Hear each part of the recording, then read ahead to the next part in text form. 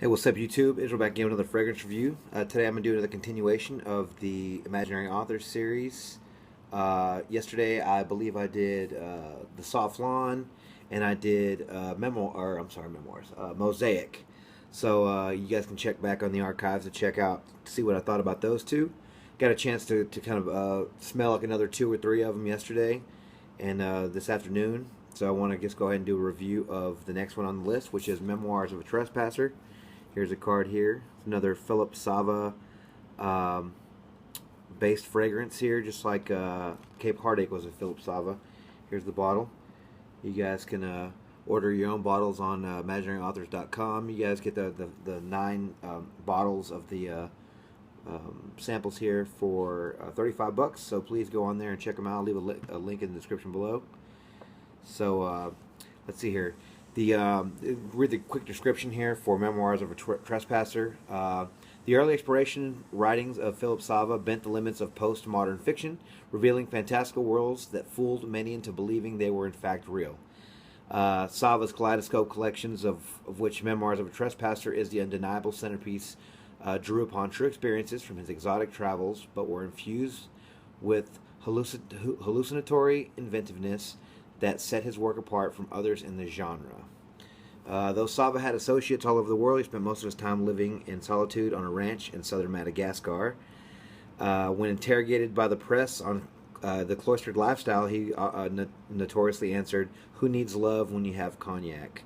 So I'm guessing this is gonna this fragrance is supposed to capture living in southern Madagascar and drinking cognac.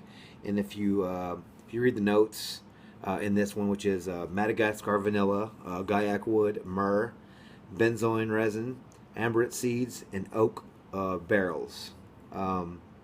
It says the same thing here on the card. If you can look at the ingredients there. So let's give it a spray real quick.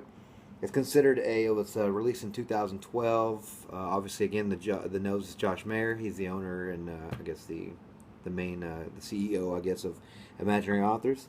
It's considered an Oriental vanilla, and so it's probably most likely going to be a really nice winter fragrance. So let's see here.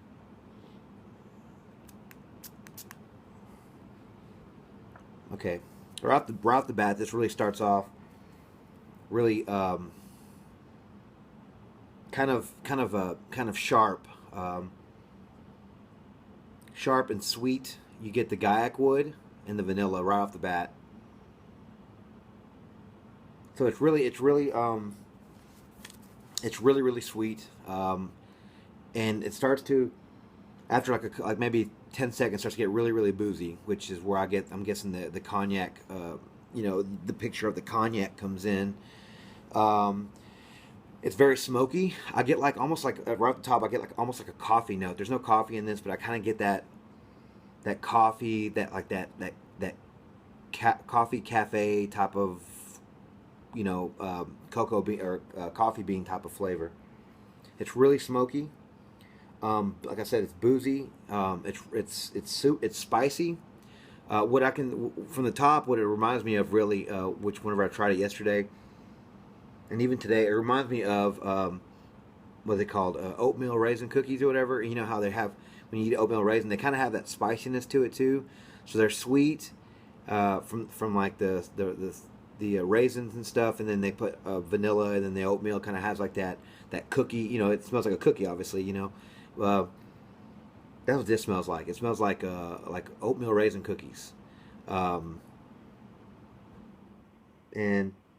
it's just really sweet.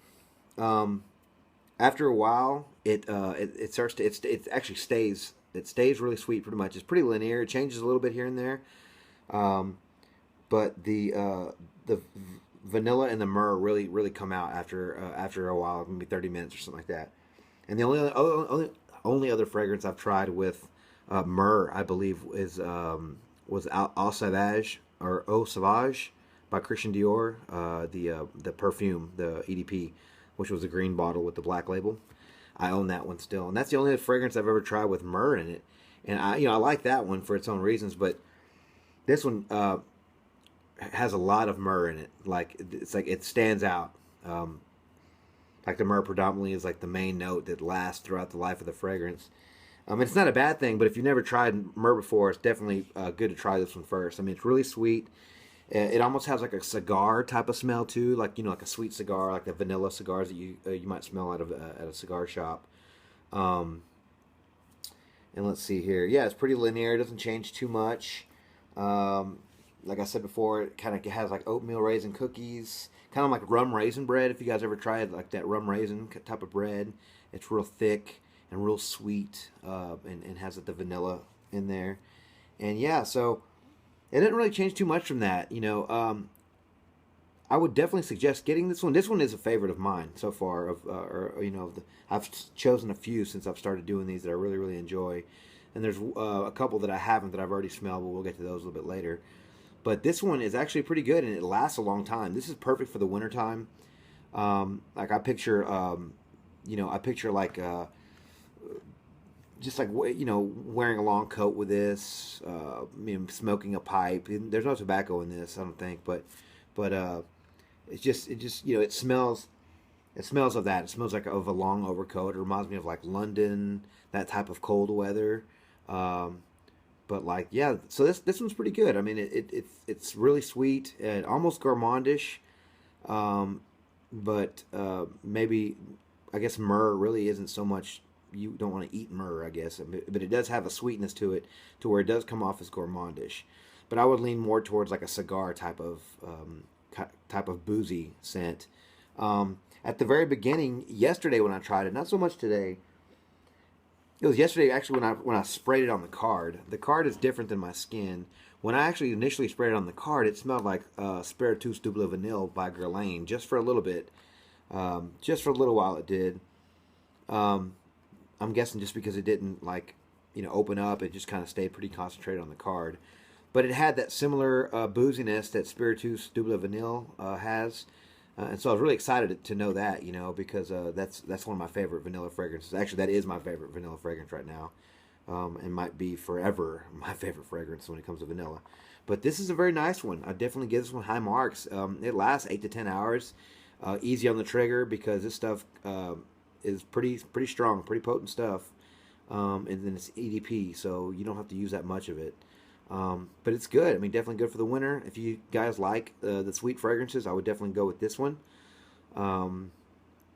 And so, at the end of my videos, I'm going to rank out of the 9 my favorites in order from worst to best, I guess to say. But so this one should make the top 5, I think, from what I've just so far from what I've smelled. I think I put my nose on 5 of them out of the 9 so far. So, yeah, Memoirs of a Trespasser is definitely bottle worthy, I believe, from this line. But I would definitely, with all these, I would try them first. Buy the sampler for $35, put your nose on them, and then maybe make a decision that way to which bottles you want to purchase or whatever. But yeah, so Memoirs of a Trespasser, sweet, boozy, resinous, thick, spicy scent that's linear somewhat, but it's nice. It's very nice. So yeah. So anyways, Dollars and Cents with another Imaginary Authors review, and trying to keep them short and sweet. I'll leave all of the links at the bottom. You guys can check out Man Loves Cologne, and you guys can check out the website of Imaginary Authors to see what it says on there. Really great website. So I'm probably going to do another video here in a second. So until then, you guys have a great afternoon. Rate, comment, subscribe. Let me know what you think about this one. Let me know if you tried it. Let me know if you hate it. Let me know, I don't know, what you think about it. All right, you guys have a great day. Talk to you later. Bye.